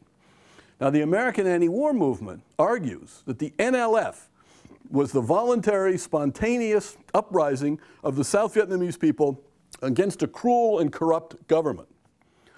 The US government said the NLF was a puppet and front organization created by the communists in Hanoi to fight a people's war. Now, let me comment briefly again on the strategy of people's war, which Giap used, and it goes back to Mao Zedong, but it is fundamentally any guerrilla war. Iraq today, the Taliban in Afghanistan and Pakistan today, it's you mobilize the people in order to strike here and there wherever the enemy is weak. In a people's war, you never have big battles. You never really try to win big battles. The whole strategy of a people's war is you're trading space for time. What you want is time. Guerrilla wars are won by having a long time and you wear down the will of your opponent. Ultimately, they just can't keep fighting. They have more soldiers, more tanks, more money than you, but at the end, they get exhausted and they give up. In order to gain time, you give up space, which means you retreat back. You go back to the jungles, you go back to the mountains, you go wherever you can. Secondly, you hide among the people. Mao Zedong very importantly said, the guerrillas are the fish who swim in the sea of the people. If we assume I'm a government agent or I'm an American lieutenant, think of, in the current context, a village in Afghanistan.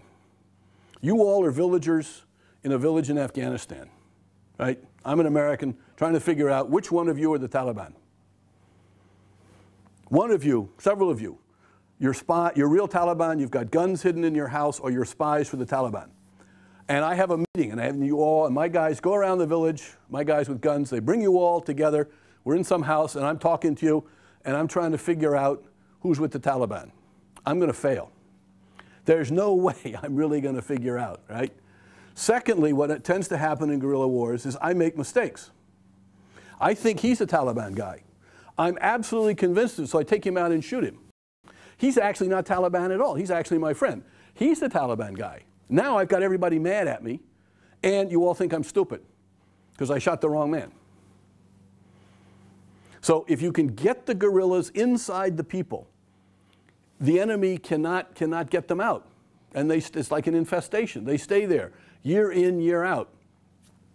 Trading up space, give up space for time.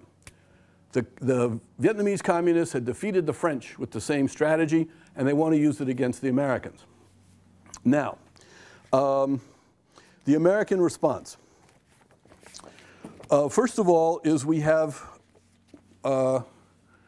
President Kennedy is elected in 1960. I'll read something from him in a second. 1961, he sends some advisors to go to Vietnam to decide what to do. And they recommend increasing American assistance to Ngo Dinh Diem's government because Hanoi is attacking. And they publish a paper, a white paper, called The Threat to Peace. This is the justification in 1961 by the United States government of helping South Vietnam. And it talks about the use of terror. It talks about direction of the Viet Cong by North Vietnam. This is a paper that claims that this is an illegal aggression. My dad called it aggression by seepage because the communists had also learned a lesson from Korea. The lesson of Korea is that if you invade over a border, you violate international law and you justify the Americans and the UN coming to push you back. But if you create a Ho Chi Minh Trail and you come in by sea and you organize local people here, you haven't invaded over a border. You get to argue that this is a legitimate rebellion of oppressed people. Very clever. You hide the real power, you hide the real agenda behind a front organization. Now then, several years later, as the Americans are going to escalate, 1965, the State Department came up with another justification for the effort. It's called aggression from the North. The record of North Vietnam's campaign to conquer South Vietnam. And on page 3, they claim the infiltration rate has been increasing. From 1959 to 1960, when Hanoi was establishing its infiltration pipeline, at least 1,800 men, excuse me, Wow, could you come up? I'm going to do something. 1,800 men and possibly 2,700 more moved into South Vietnam from the north. Could you put these numbers year? 59 to 60, 1,800, possibly 2,700 more. 1961, they sent down 3,700, and at least 5,462. 59-60 was 1,800, and 61 was Ba Ngang Bai, 62, 5,400. For 64, the evidence is still incomplete, minimum of 4,400. 64? No, 63 là 4.200. 64 là, it says a minimum of 4,400 and maybe another 3,000. So when the anti-war movement is getting organized in 65, and they say this is wrong. They say the American government is wrong. There was no real infiltration from North Vietnam. Now, this is a document from Hanoi's Ministry of Defense. It doesn't have a date on it, but it's after the war was over. And this was given to me by Bui Tin, who was a former leading communist who came out in France. So this is a document, and it says the number of soldiers who were new soldiers who were sent south towards South Vietnam. This is Hanoi's record of how many people they sent south. So why could you? Okay, in 1959, they sent 542 plus 1217. Plus 1217, so 1,700. They sent 1,750. Total 1,750. So the American CIA was off by about 50 people. Okay? In 1961, they sent 5,521. We were down by, they sent more than we thought. Okay? 1963, they sent 8,719. Twice as many as we thought. In 1964, by the end of the year, they sent 17,474 people into South Vietnam. We argue there was only like maybe 7,000. Now, how many people before the Vietnam War was over, how many North Vietnamese were sent south?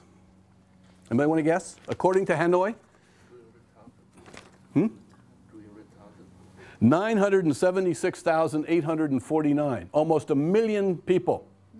976,849.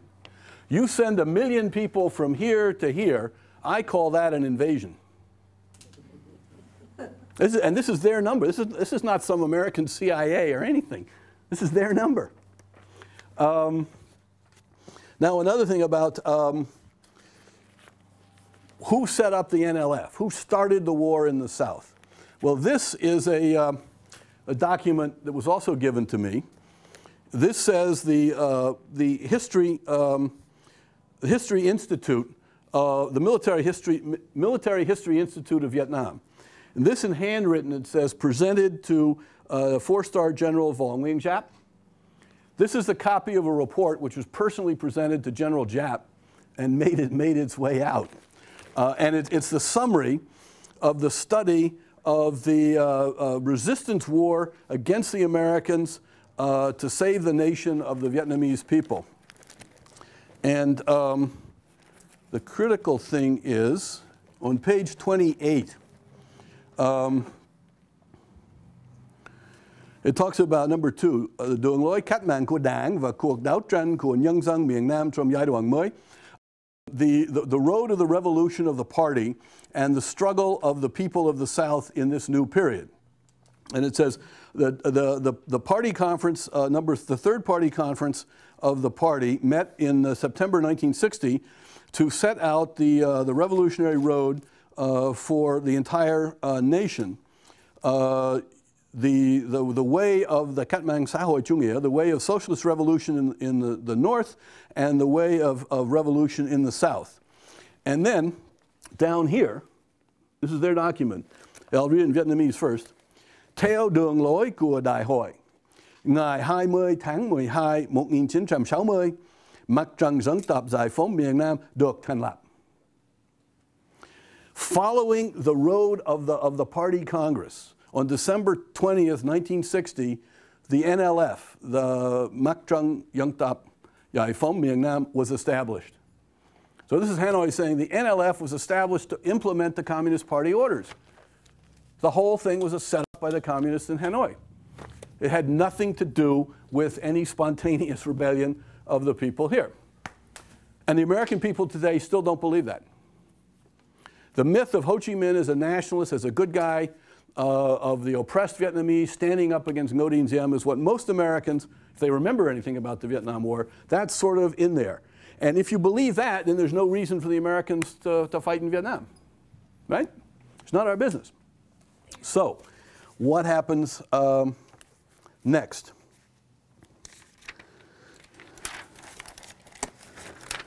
There is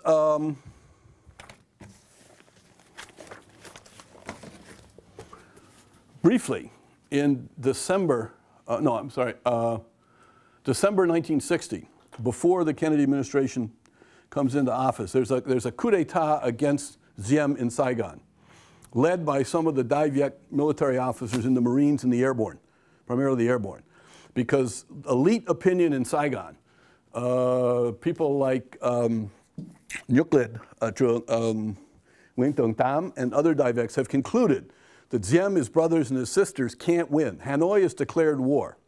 And the Diem family can't win. They got to go. And so there's a coup, but the army vacillates.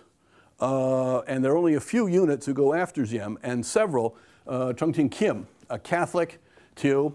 Kim is a Dai Viet, but he's also a Catholic. And his whole life, he switches back and forth depending on what's good for Kim at any given time, frankly.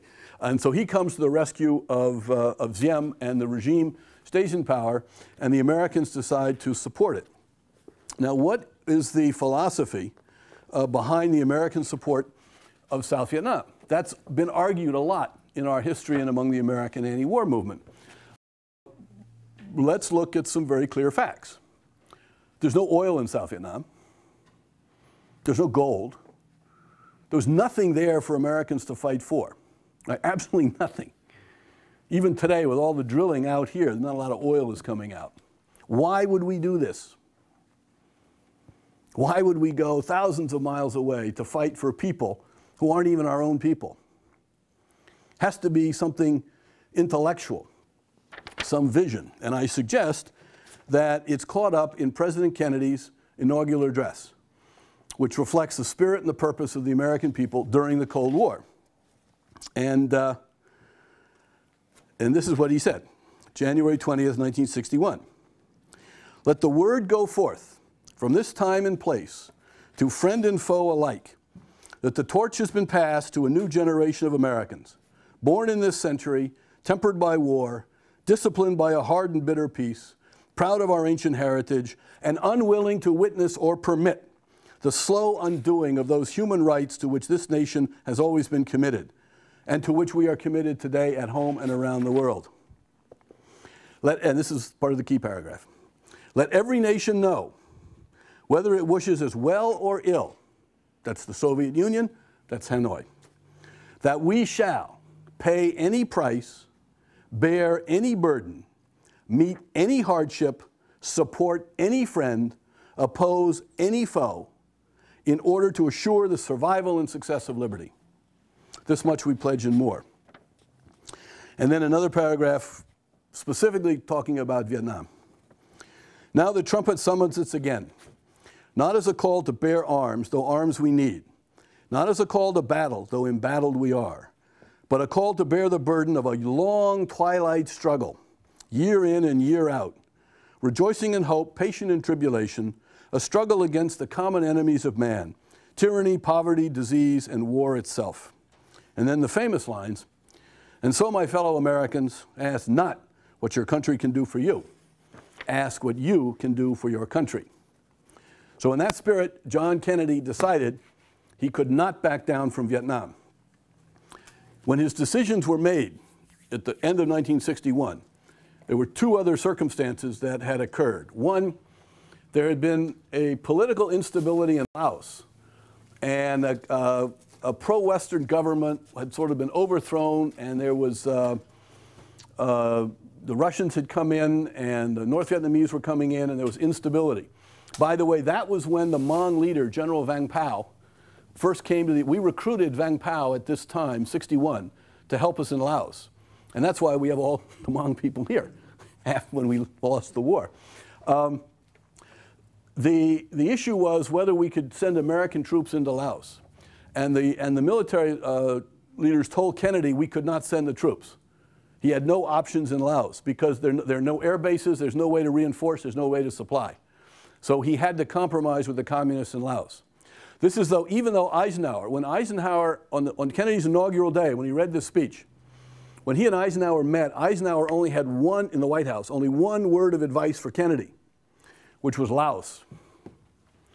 Said, if you lose Laos, you're going to lose Southeast Asia, because the mountains are here.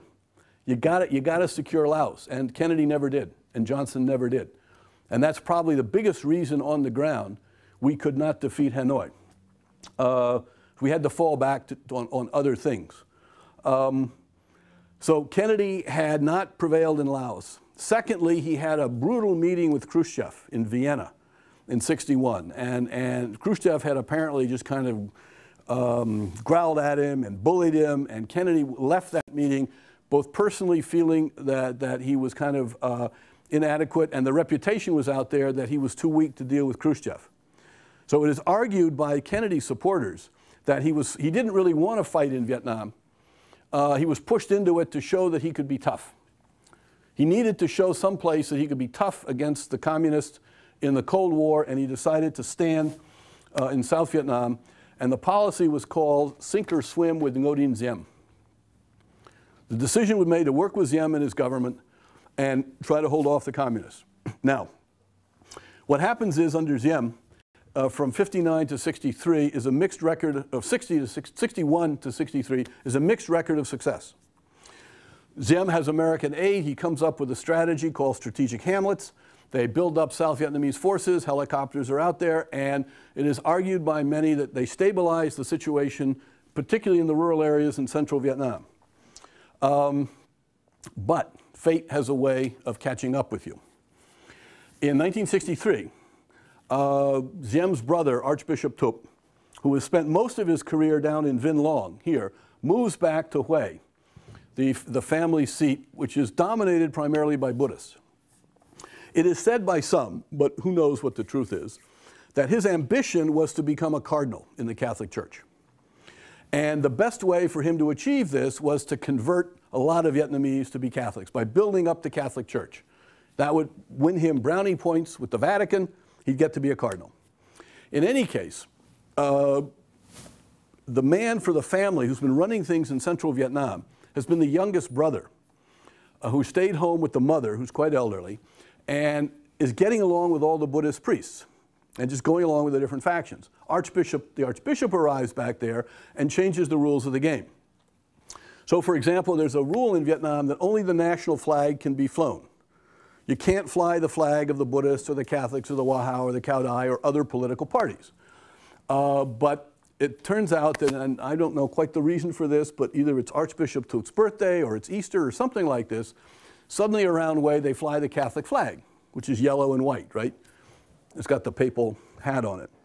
So various Buddhist monks who don't like Diem to begin with, who form a group called the Unquang faction, they demand the right to fly the Buddhist flag, which has got different colored bars, short and long bars. And so they do this, and then the province chief is kind of caught, and then the orders come out, you can't let the Buddhists fly their flag, so they try to take the flag down.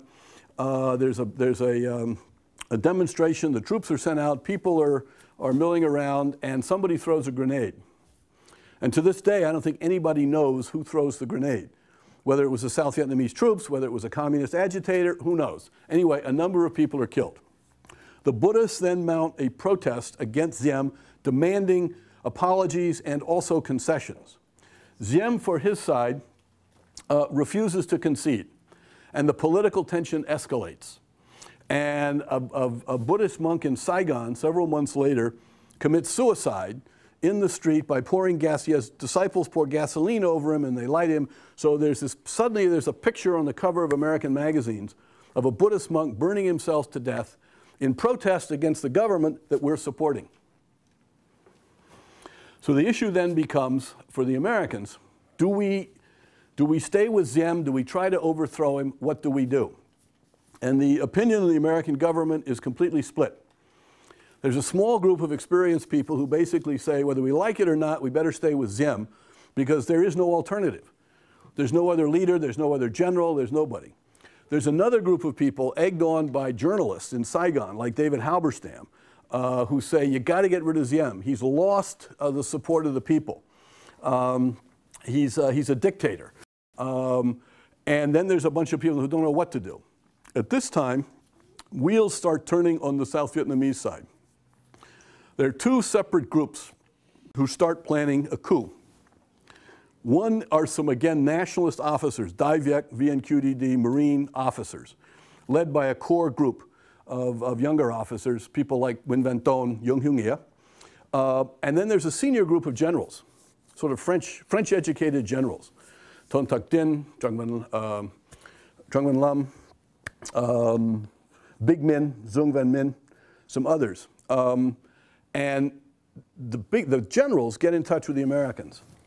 And they say, we're thinking about a coup. What do you want us to do? And the Americans in Washington decide, keep in touch, but don't give any clues. But one of the conditions comes over from the senior generals. It says, only talk to us. Don't talk to any other Vietnamese. So there's an American guy, Lou Conin, who's originally a Corsican, who comes from the OSS, who's the liaison with the top generals. And there is, however, Nhu makes a mistake towards the end of '63. He has the police raid some Buddhist pagodas, beat up some Buddhist monks. The lead monk escapes, but Nhu now has a really bad reputation in the States.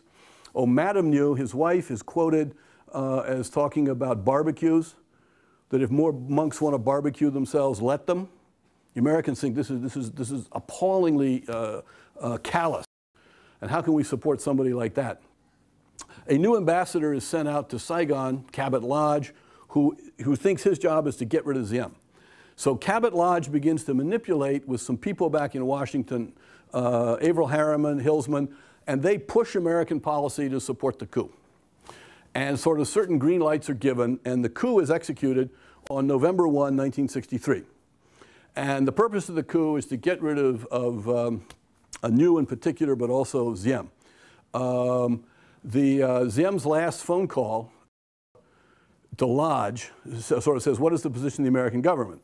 And Lodge says, I think something like, well, we're prepared to take you out of Vietnam if you want. And Diem says, well, no, I will continue to do my duty as long as I can. Oh, by the way, on this, my dad had known Diem and Nhu. My dad was responsible for Southeast Asian affairs in the late 50s. In 62 or 63, Dad was ambassador in Bangkok. We were living there, and he went over to Saigon, and he called on Diem. He had a private conversation with Diem. And he told me that at the end of the long talk, it was on the second floor, Diem walked him out of the room, and the stairs sort of curved down to the first floor like this. And as Dad was sort of beginning to go down the stairs, Diem said to him and said something like, say goodbye. Ken, rest assured that I will do my duty until, and he went like this, which, was, I think, on one hand, it was a sign of dedication. On the other hand, it was stubbornness, just pure stubbornness. Vietnamese Lee. He really was Lee. He was going to go on until somebody shot him.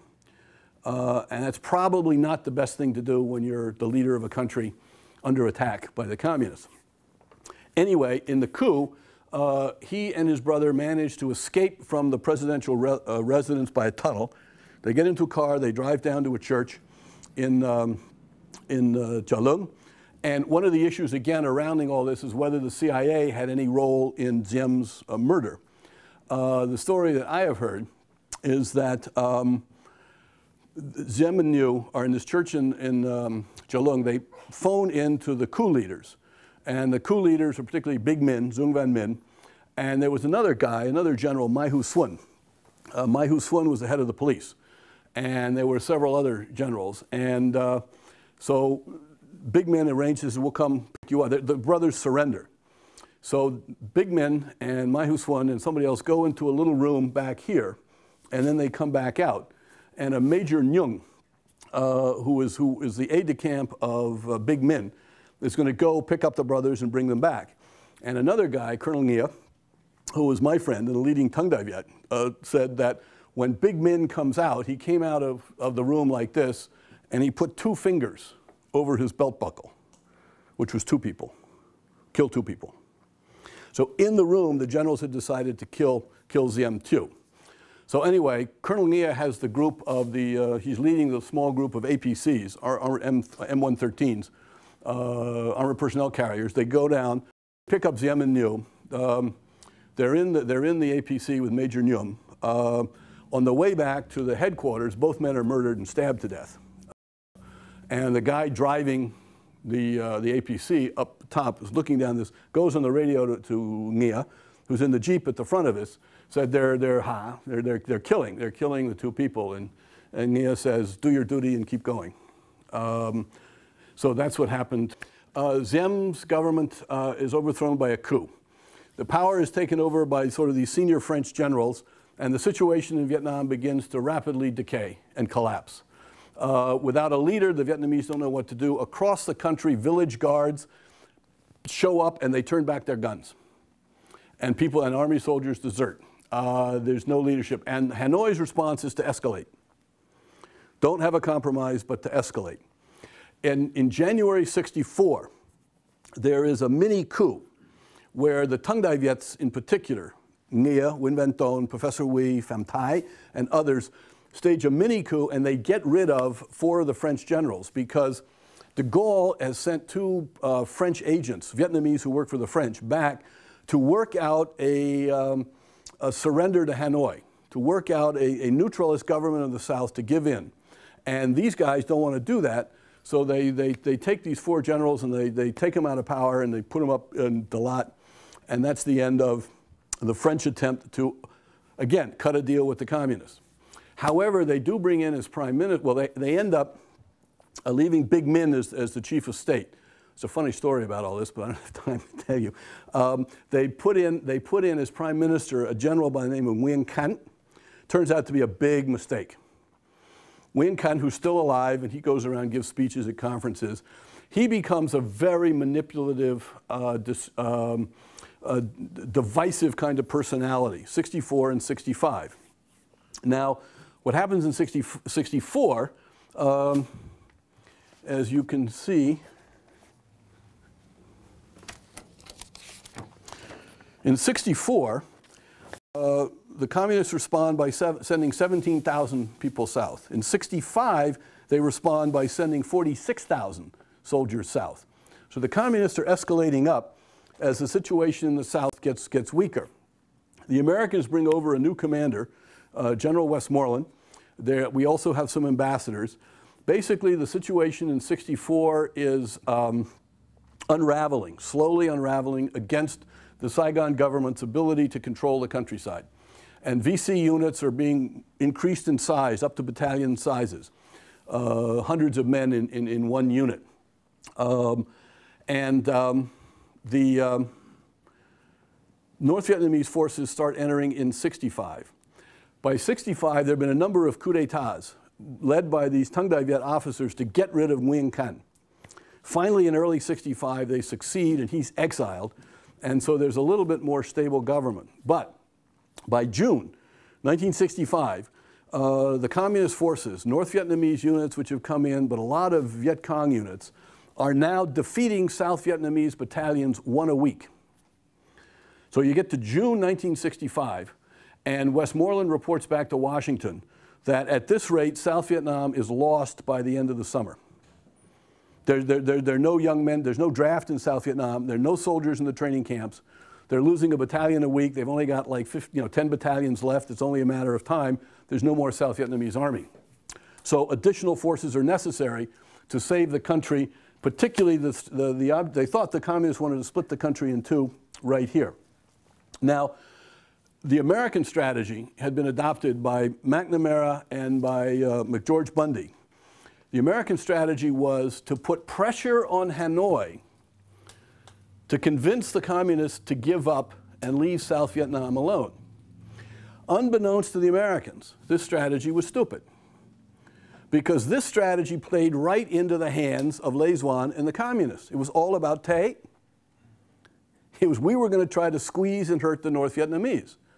As long as they could stand up to our pressure, they could continue the war. And at some point, we would give up and go home. We played right into their hands. Our brilliant Harvard-educated people, McNamara and McGeorge Bundy and others. And the lesson they had learned was from the Cuban Missile Crisis with the Russians. The scientific gradual application of pressure, more and more and more until the other side says, ouch, I give up. But the communists, because they think, the Vietnamese communists, because they think in terms of Tay, they realized that the American threat was basically a bluff. Because in the last analysis, as long as Hanoi could control the population up here and keep sending 20, 30,000 young North Vietnamese a year down into the South, they could keep the war going forever. So they weren't particularly scared. So first we start a bombing campaign against the North, and then in July 1965, President Johnson has to agree to send 44 maneuver battalions, main force American combat battalions, into Vietnam on an emergency basis to halt the North Vietnamese and the Viet Cong activity and buy time for South Vietnam. Again, we're talking about a trade-off of space and time. In order to buy time for Saigon, we had to push the North Vietnamese out to the borders. We had to expand the space of control of the government to give it time. So we have, at the end of '65, when the Americans really get involved in the war, we have the communists trading space for time, and we're trading, in effect, time for space. We're moving fast in order to get space. So the whole question of the war turns out on time. Who can last longer? And we'll continue with this in the next lecture.